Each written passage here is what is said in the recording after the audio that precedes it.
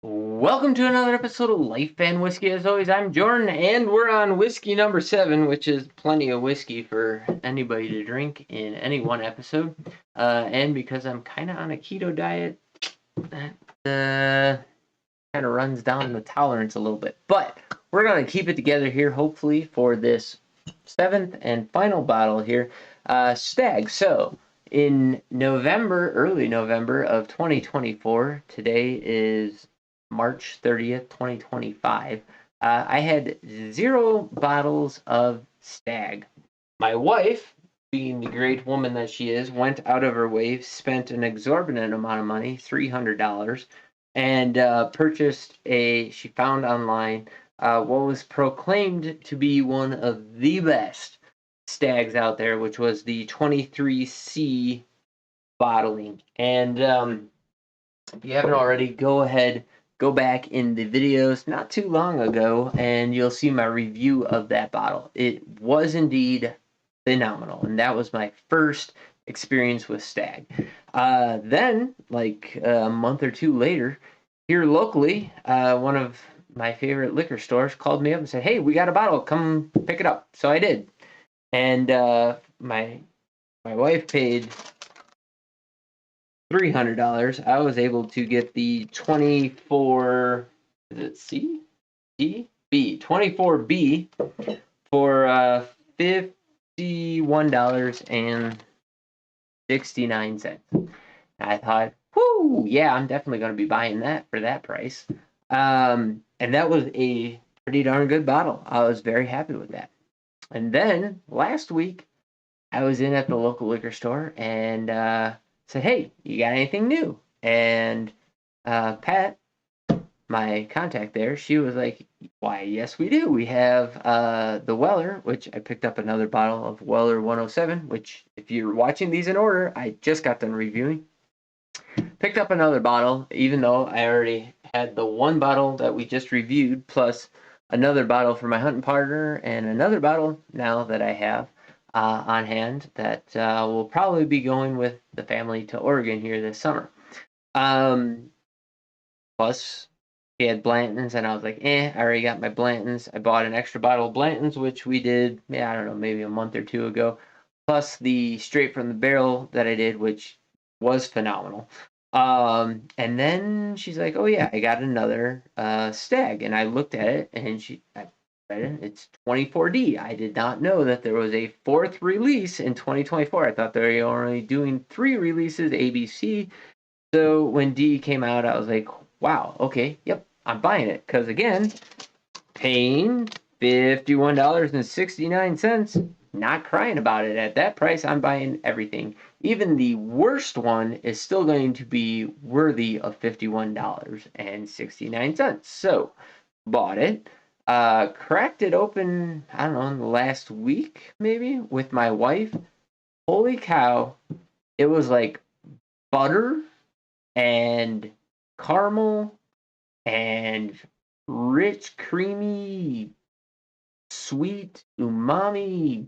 It was awesome. So, was extremely happy with it, and now I'm very excited to crack it open for you guys, take a pour, and give you a review of it. Now, Stagg is difficult enough to find on its own. A few times I have seen it up in Montana and a couple other places for what do we see it for? $350, $150. I mean, found it for all sorts of prices. Like I said, my wife, it was $275, I think, for the bottle, and then shipping and handling when she bought it for me. And it was a ridiculous amount of money to spend. I'm a little bit ashamed that she spent that much money on me for my birthday, but also eternally grateful that she did because it is awesome. And it was a specific bottling, and like anything else, once the release is done, it gets more valuable because there's less of it available. So you do have that small caveat when it comes to pricing. But if you can find it under $100, it's probably worth it in my opinion. I have not heard of any of the Stags not being worth at least $100. But if you can find it, like I was so fortunate to find it for near MSRP, it doesn't matter how crappy it is. It's worth buying because it is still going to be pretty darn phenomenal. I have not heard of any of them that are so terrible that they're not worth buying at any price. But this is 24D. It is ringing in at 63.7% ABV or 127.6, no, 0.4 proof. Boy, the handwriting on that one is difficult to read. And let's get into it for you here. Now, in the nose, there is a rich caramel corn, butter. The ethanol does linger in the nostril a little bit, does cover it up. There is a through line of the classic Buffalo Trace profile, which is ringing true for this, the 107, and the E.H. Taylor. They all have that same, and if you've watched this channel for any length of time, I call it a floral or apple blossom kind of nosing note, and every Buffalo Trace product seems to have that in it. And it doesn't matter if it's mash bill 2 or the wheated mash bill, it doesn't seem to matter what it is. It all seems to have that same through line. Now that does not always come through on the palate, but I get it. I get caramel, I get brown sugar, I get a little bit of molasses. And again, similar to the 107 that I just came off of, it has a lot of sweet notes. So that confectioner sugar, they're all sweet notes, but they're different variants on it in the nose. Now, hopefully this holds up to what I experienced the other night in the flavor profile, because it was mind-blowingly good. I was not having not seen any reviews on it, didn't know anything about it. I just bought it and then tasted it, and both my wife and I were like, holy cow, that is phenomenal. And when I told her what it was, her mind was like, oh my gosh, that's amazing.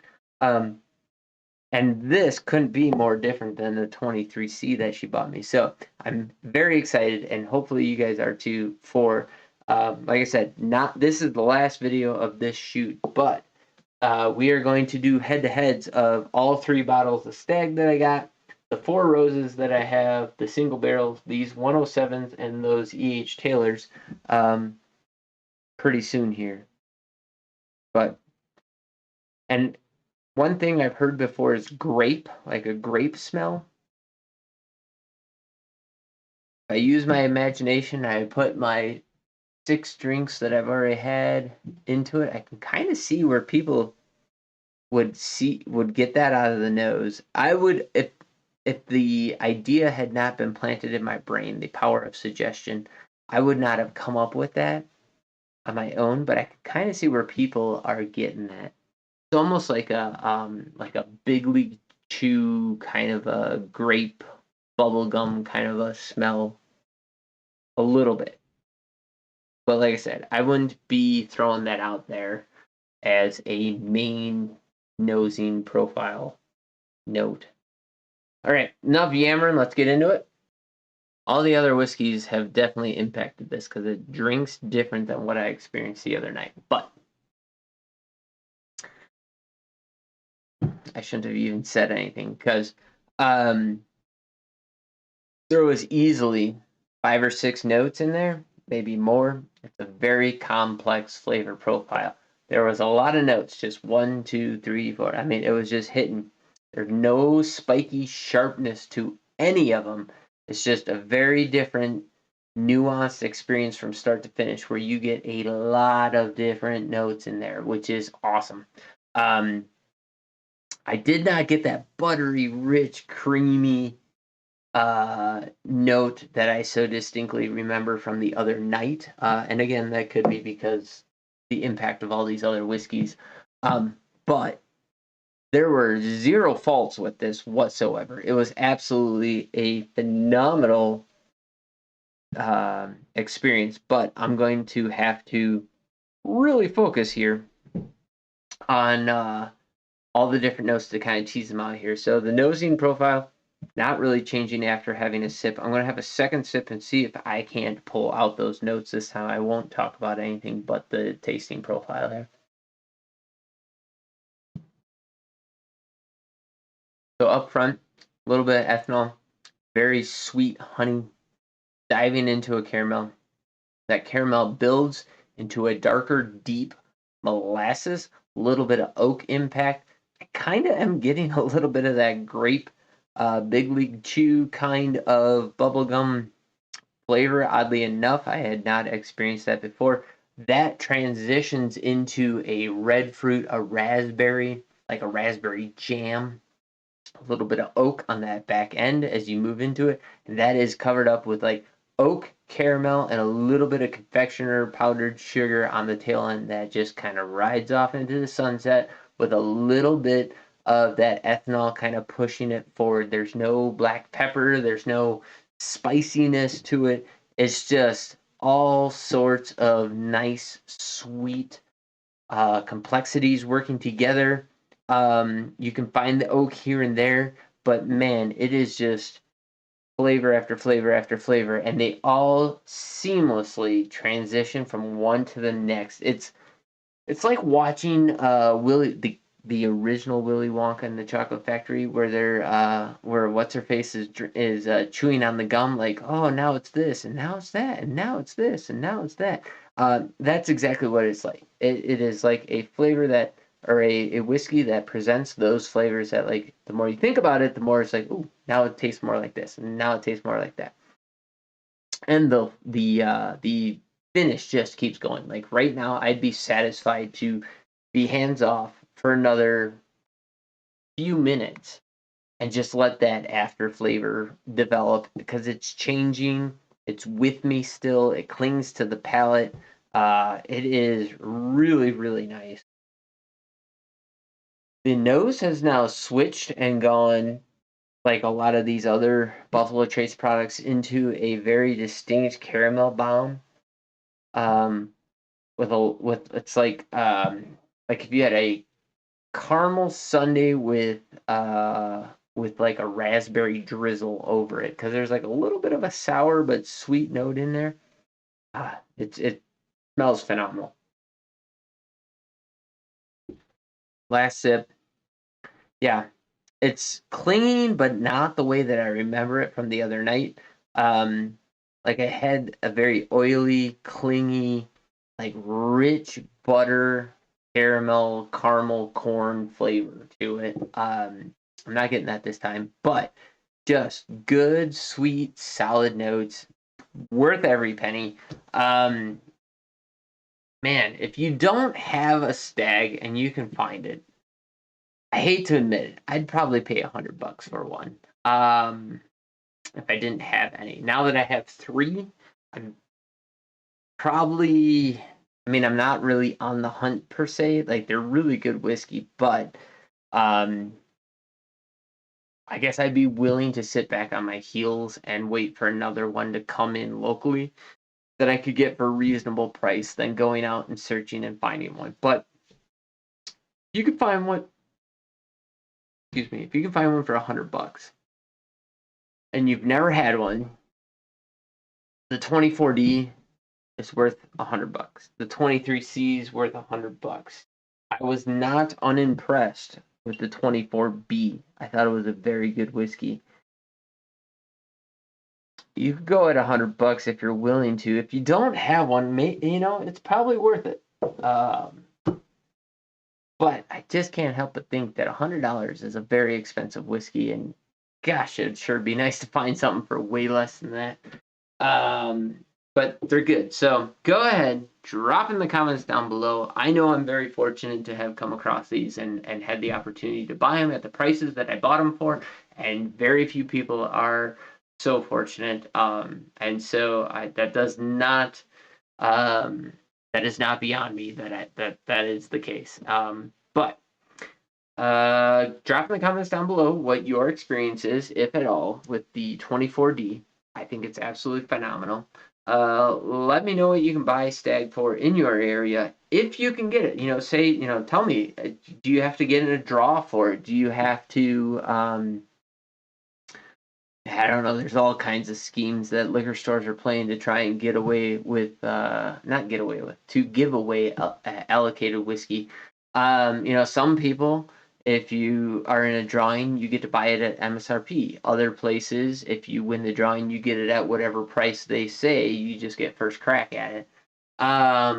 There's a bunch of different ways that stores are doing it. I am fortunate enough that my local liquor store, hey, turns out if you spend, $8,000 in whiskey at their place, they treat you kind of well. And so they let me know when they get in the allocated stuff. But I'm there, I go there, I don't know, 2, 3 times a month just to kind of see what kind of new stuff they've brought in.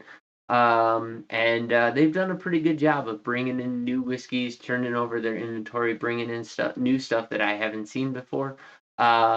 So I do appreciate that, and we kind of have a good working relationship in that manner. So let me know if that's the way that you have to do it. Some stores hold their whiskey just for like primo customers, or people they have a relationship with. Everybody does it a little bit different, but go ahead, drop in the comments down below what what your favorite liquor store does, how they deal with allocated bottles. I'm always curious to see what people have to say about that. And also, hopefully, in the years to come, I would be surprised if in the next 5 years, allocated whiskey is no longer a thing. I just think that with the hard times that we're going to be facing down, I would not be surprised if Pappy is sitting on the shelves for $150, $250 like it was in 2015, 2014, before it became a thing. I would bet, maybe the price suggested it's a little bit higher. Maybe it's $350, but I'd be surprised if 5 years from now, if allocation is no longer a thing and there's whiskey just sitting on the shelf that you used to have to work your butt off for. So let me know if I'm wrong about that, but I think I've kind of been hitting it out of the park. When I was thinking about putting a distillery together originally back in 2015, 2016, I wanted to focus on rye.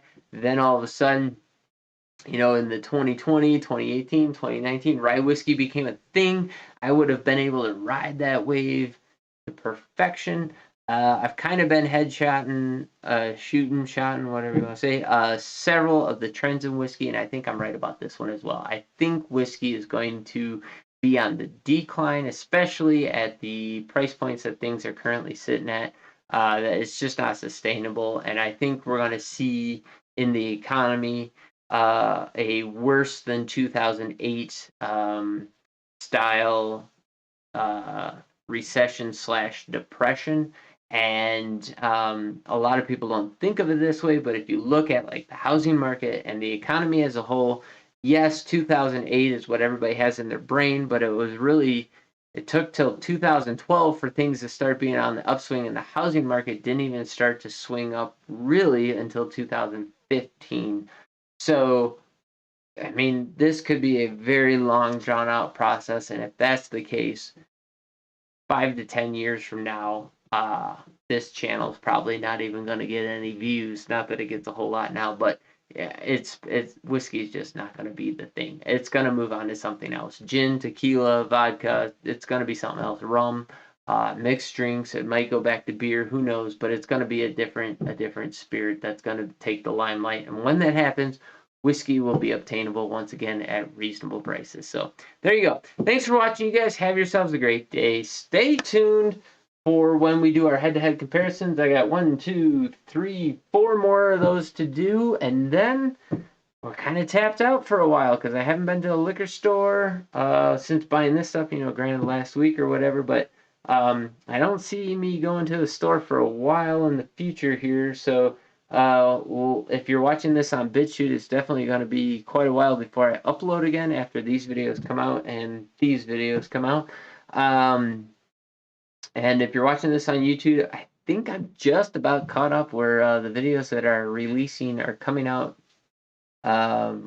you know, kind of as these are going to be the new videos that drop in the next couple of weeks. So, like I said, it's March 30th today.